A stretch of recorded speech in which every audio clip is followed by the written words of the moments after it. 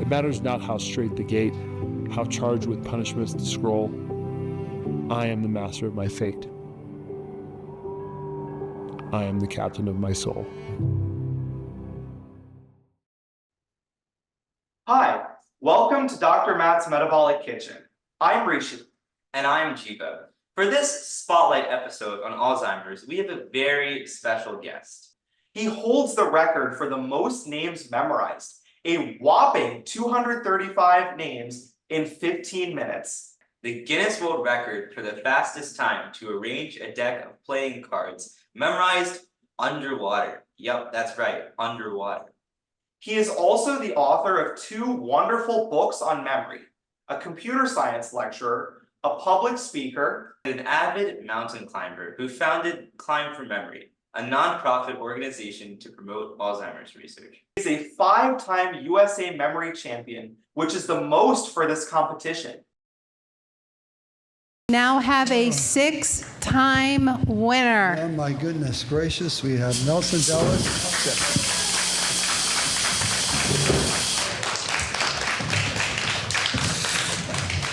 Welcome, Professor Dellis. Thank you for speaking with us today. Hey guys, thank you for having me. Professor Dellis, we have a few questions lined up for you. But before we start, can you please teach us and our audience some memory techniques with a few random words, like I'm thinking 10, that we can attempt to recall at the end?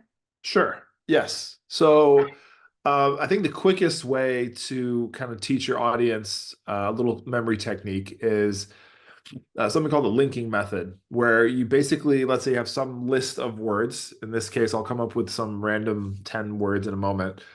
And to remember them in order, an easy way to do that is to weave a little story that connects them all together, okay, into one, you can imagine a linked chain, where one word kind of leads into the story, is a story piece to the next word, and they're connected in that way. And then that word connects to the next part of the story. And so you have this chain of images and storyline that connect everything together.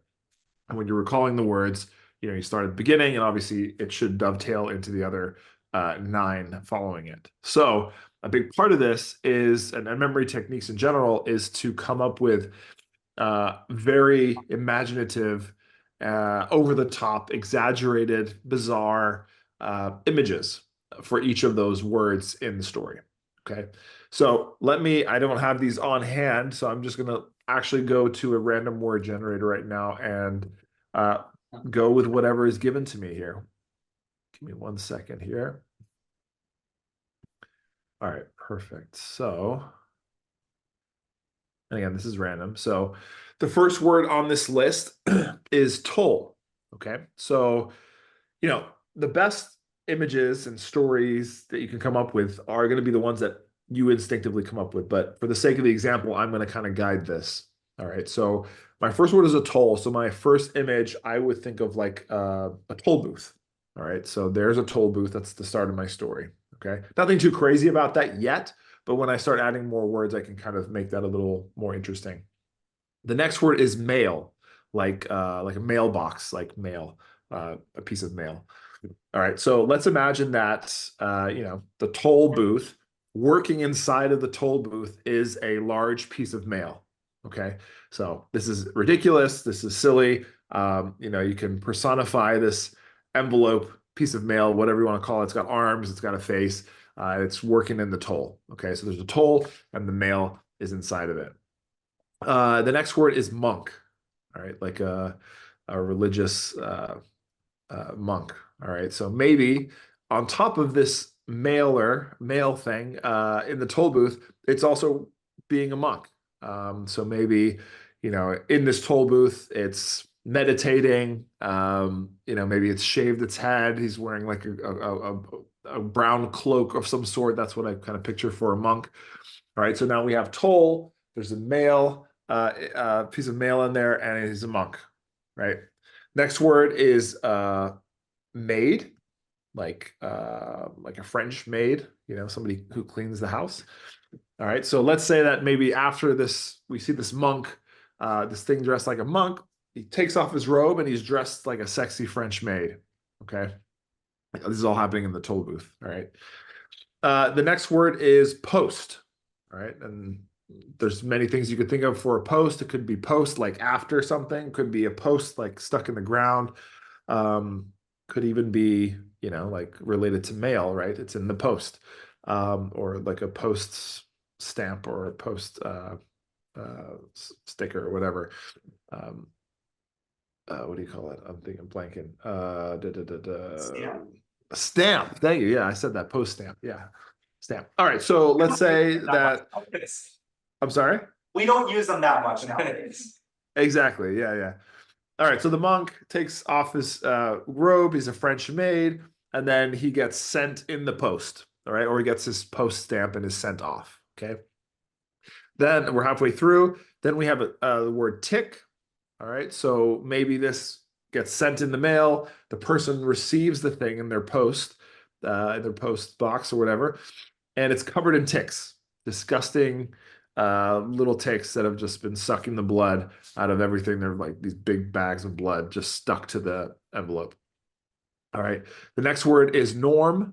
All right. So that could be, something normal. You might even think of somebody with the name Norm, like Norm Macdonald, famous comedian. But we can stick with just norm as being normal. So, you see this envelope covered in ticks, but you know that this is the norm. Okay. So you look at that and it's like, yeah, that's normal. All my mail is covered in ticks. Three more words. Then the next one is pace. All right. So as you take this envelope from your post, it's covered in ticks. It's normal. You pace back and forth, right? You're just like nervous to open this envelope or something like that.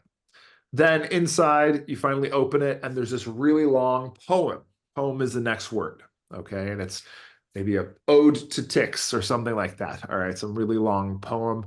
Maybe the paper, as you open it, just like rolls out for miles, right? It's a really long poem. All right, and then finally, maybe this even adds to what I just said, is the word deep. All right, so maybe this poem is goes very long in paper length, and it just is a deep poem. All right, it's deep philosophically, but it's also, that length goes deep down the valley of wherever you're standing or something like that. Okay. All right, so I don't know if you want me to try and recap it, or do you want to try and recite We'll do it? it after we ask the rest of the questions. That's Okay, perfect. Then if we're going to do that, not immediately, let's do one quick recap just so that we kind of solidify it a little bit. So we start with the toll booth, right? Inside was the piece of mail, right? Who was dressed like a monk, takes it off. It's a maid, French maid, right? And then that thing is posted,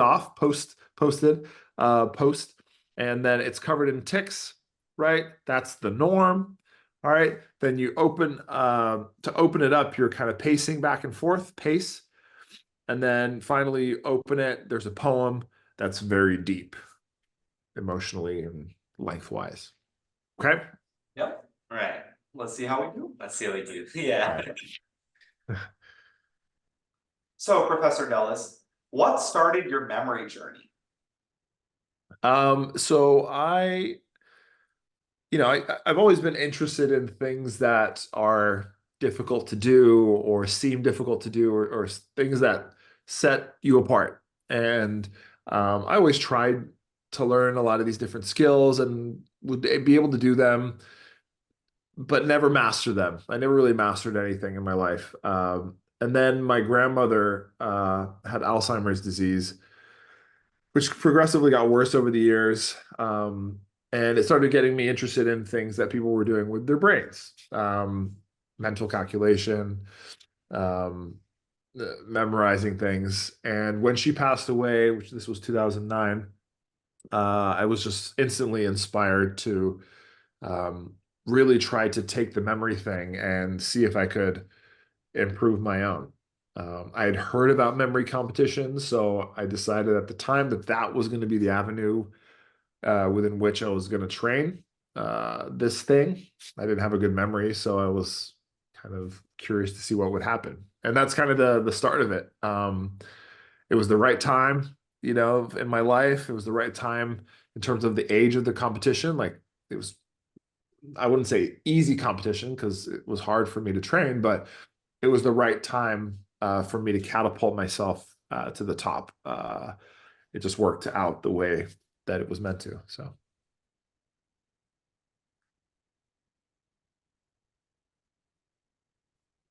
So, so you won your fifth and most recent USA Memory Championship in 2021 after 6 years. How did it feel, and did you have to develop new strategies for it?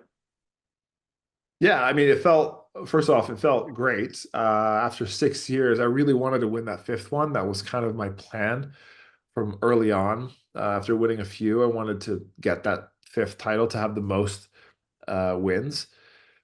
And yeah, after a few tough losses in those 6 years, I was kind of like, why did I keep competing? I had won four times. Like, what more did I need? And it didn't feel good to keep losing.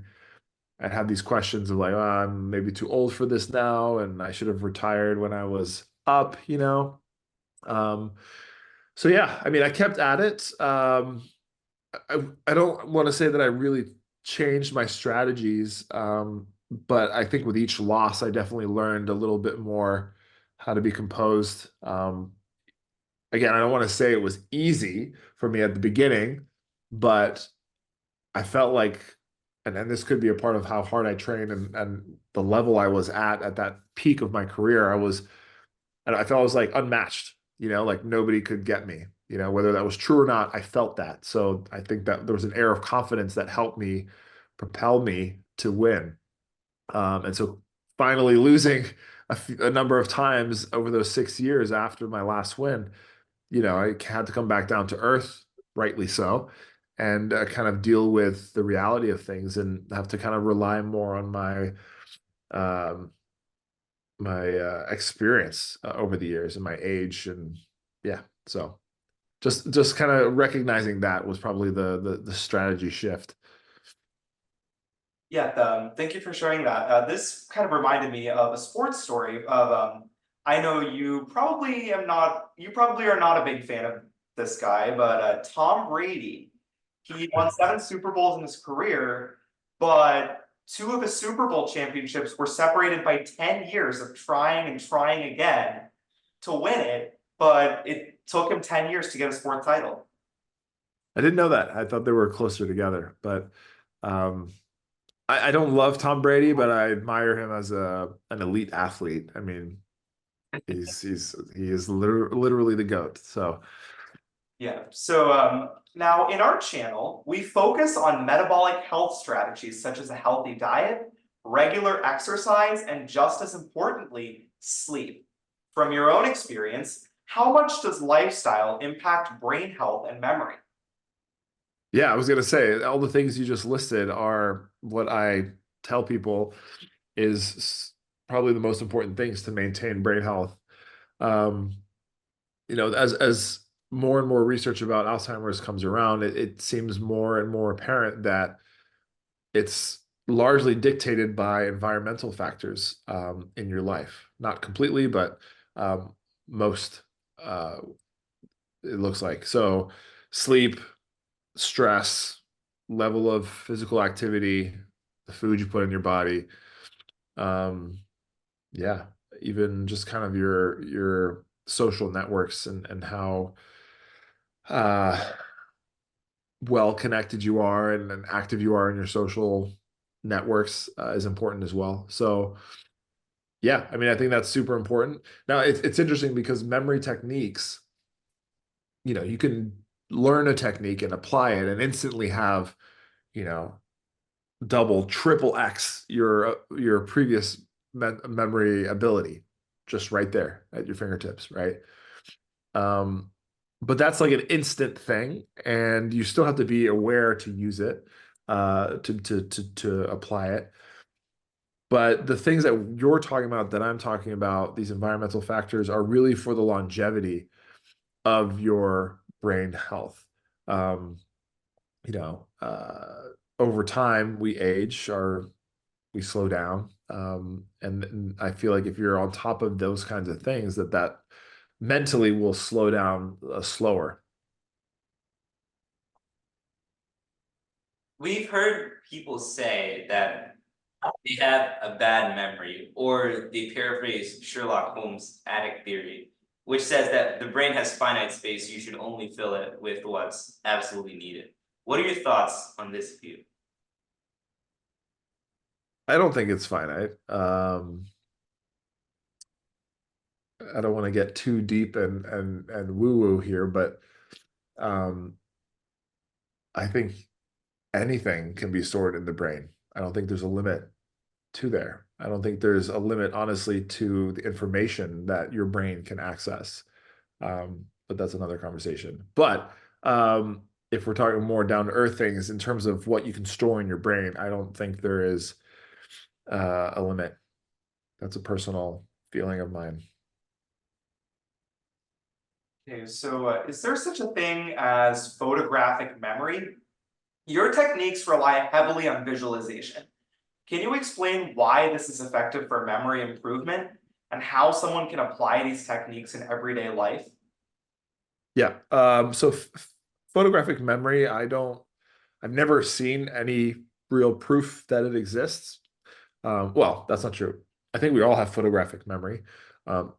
Just like, you know, if you were to ask, what the highest jumper is, the human highest jumper. Sure, there's going to be outliers, people who can have a 50 inch, not 50 foot, 50-inch vertical leap, right? It's kind of like some of the highest end numbers you hear. Someone like me, I'm very tall, but I have no jumping ability. I can maybe jump 24 inches, maybe 26 in high school. Um, but the general idea is that the same order of magnitude, we all can jump. Okay. Um, and there's no like crazy outliers. So, there's always going to be kind of a spectrum of ability there, but we're all kind of the same ability. And I think that's the same with memory. We can all do this, but sure, there's going to be some people who can memorize things better than others. In terms of photographic memory, there's going to be people who could maybe photograph with their mind, take a snapshot, let's say, of something more complicated, or be able to store it for longer, but generally nothing more than that. So, a way to prove this to yourself is if you had someone next to you write something down like a 10-digit number, let's say a 2-digit number, turn it around, take it away, you probably could remember that, right? And even if you didn't really register it, you probably still have an imprint, a photograph of the 2 digits on the page, right? If I did that again, maybe with like 5 digits, most people could probably still do that, take a snapshot of it, and even still probably see it in their mind from what they just saw. Push that up to 10, people are going to start losing that ability, but some people might still be hanging on. I know a guy, good friend of mine, who's really good with numbers, very quick. He has a record for this kind of thing, and he can do about, I think, a 20-digit number with a 1-second glance. All right. Which is insane. Okay. And there's a championship for this, if you're interested, called the Speed Memory Championships. And they literally, I don't know if you've looked into it, but they literally there's like 4 main events, and it's like 1 second to look at a decimal number, however big you can make it. There's one for binary numbers for 1 second. Then they also have 4 seconds you can look at, and 4 seconds for the binary. And I think the record for the 1 second might be like 24, 26 digits, which doesn't sound like much, but try it. It's bloody hard. Anyways, I think I've gotten away from the original question, but the point is I don't think that what people usually talk about for photographic memory really exists. I think when people say, "Oh, I have a photographic memory," or my grandmother had a photographic memory, she could remember everything. I think people like exaggerate. There's no like real definition of what they mean. I think when somebody says that, it's like, oh, you can open to like a book, any page, look at it, and you got it, right? And I've never seen that. Again, I think there's varying degrees, but that I've never seen. So, and even in memory competitions, you'd think people with photographic memories would just show up in droves and sweep the floor with everybody else, right? That never happens. It's always people who have trained memory techniques. who have spent a lot of time practicing, and their effort is apparent in the results. So I don't really think that that exists.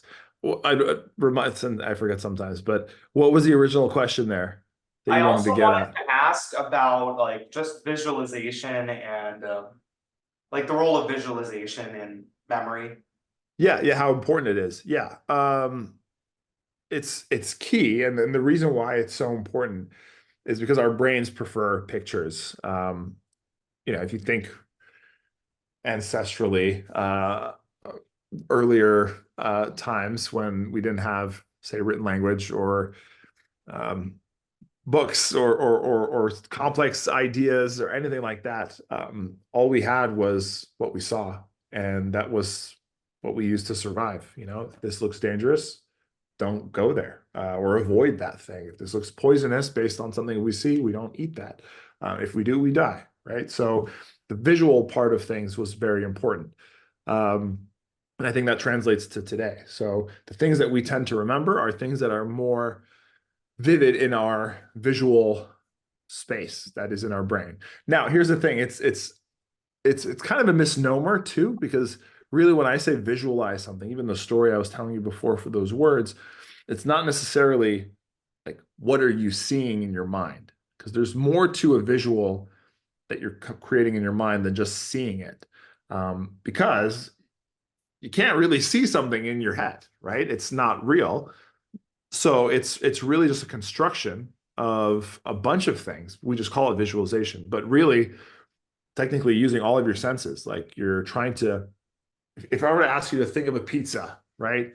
You're probably going to start to kind of form some kind of circular shape. But there's also other things that are going to creep in, like maybe a memory of when you had your last pizza, or maybe you're going to start salivating because you're thinking of the flavor of your favorite pizza, or the heat, the hotness of the slice that you're about to eat, or something like that. Like there's more of a feeling involved than just straight what you see, like you're looking at a photograph. So I think everybody can do that. Even if people say I'm very bad at visualization, I think they're thinking about it wrong, because I've worked with people who have aphantasia, who are people who can't see things in their mind. Uh, and they can still use these techniques. Just the visualization process is a little bit different for them. But ultimately, it boils down to like creating an essence of something in your mind. And that can be generated in many different ways. So we love your memory superpowers book for kids. So we were wondering, why are memory techniques important for students, even in this world, smartphones and generative AI? And should teachers embed memory techniques into their curricula for better student outcomes? Yeah, great question. It really bothers me that the feeling towards, memorizing something in school is kind of feels almost, it's gotten to a point where it's like taboo. You don't want to memorize things in school, they say, right? And I agree to a certain extent. Like you don't want to sit there and just memorize things and just be a robot, right? But whatever you're learning, you got to memorize something to learn it. That's like step one. And there's different ways to do this. As you're learning, you may not be so cognizant that you're actually memorizing something. It's not like a direct memorizing task where you're sitting there studying it. But at some point, your brain has to retain the information to learn it. So, memory techniques to me are really just a hack to get that part of the learning process over with, right? Just get it up here, and then you can like understand and learn and make sense and build context around the thing that you just memorized. So a great example is if you, let's say we're in fifth grade, let's say you have to learn all the president names in order, you know, um, and then from there, maybe you learn more about each president. But let's say you have to start somewhere and you're going to learn all their names. So if you use memory techniques, you could use the linking system that we talked about at the beginning. You can have an image for every last name of the president. Like Washington could be, a washing machine. Okay. Then the next president, Adams, could be like a dam, like a dam that holds in water, right? And so on. So you can have all these images that help you remember the name. Okay. Now, President Washington has nothing to do with a washing machine, right? So you might get a someone in the back of the room saying, "Well, you're teaching them things that have nothing to do with the presidents, right? By introducing all these stupid images, right?"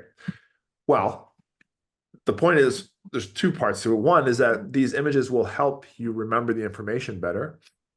And secondly, it will help you get that information in your brain faster. Even though there's an extra step, let's say, you think of washing machine, then you think of Washington. Okay. That is just for the beginning. That is just to get the information in your head.